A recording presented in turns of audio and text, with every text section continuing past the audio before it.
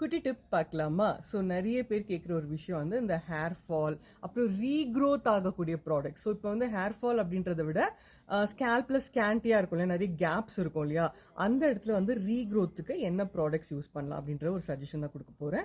இது ஈஸியாக கிடைக்கக்கூடிய ஒரு ப்ராடக்ட் கூட லாரியல் ப்ரொஃபஷனல் பாரிஸோடைய செரி axial advanced hair serum.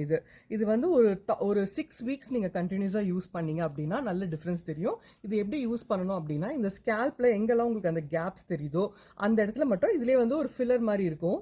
So like this, இந்த மாதிரி ட்ராப்லெட்ஸ் மாதிரி வந்து எங்கே உங்களுக்கு கேப்ஸ் இருக்கோ அந்த இடத்துல அப்ளை பண்ணிவிட்டு லைட்டாக இப்படி ப்ரெஸ் பண்ணிவிடுங்க. ப்ரெஸ் பண்ணதுக்கப்புறம் ட்ரையர் இருக்கும் இல்லையா, ட்ரையரில் வந்து ரொம்ப மினிமம் ஸ்பீட் வச்சு ஹீட் வச்சு லேசாக நீங்கள் காமிக்கணும். ஸோ இது மாதிரி நம்ம டெய்லி பண்ணும்போது அந்த ஸ்கேண்டியாக இருக்கக்கூடிய இடங்களில் குட்டி குட்டியாக வந்து ரீக்ரோத் ஆகும் ஹேரு. ஸோ இது நல்ல ஒரு அட்வான்ஸான ஒரு ப்ராடக்ட், நிறைய இடங்களில் இது கிடைக்குது. ஸோ ட்ரை பண்ணி பாருங்கள், சூப்பராக ஒர்க் அவுட் ஆகும்.